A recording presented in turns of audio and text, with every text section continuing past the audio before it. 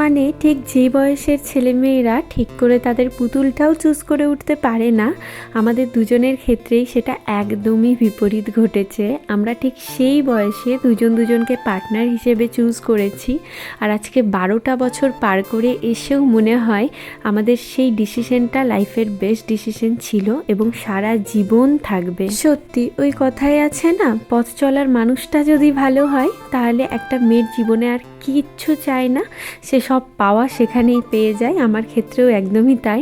এমনকি মাঝে মধ্যে এটাও মনে হয় যে 14 বছর বয়সে যখন রিলেশনে এসেছিলাম তার আগে আমার কে বন্ধুবান্ধব ছিল, কে পার্টনার ছিল, কেই বা গার্জেন ছিল। আমার সকাল রাত সবটাই তো তুমি, তাই জানি না তখন আমার কিভাবে দিনগুলো কাটতো। যাই হোক, হ্যাপি ভ্যালেন্টাইন ডে বুতুম। আর এত সুন্দর পুরো উইকটা আমায় এক্সপিরিয়েন্স করানোর জন্য তোমাকে মন থেকে থ্যাংক ইউ। তুমি আমার সাথে সম্পর্কে আসার পর আমার পরিবারের পাশে যেভাবে থেকেছো, আমার মনে হয় না আমার নিজের দাদাভাই থাকলেও সেটা করতে পারতো।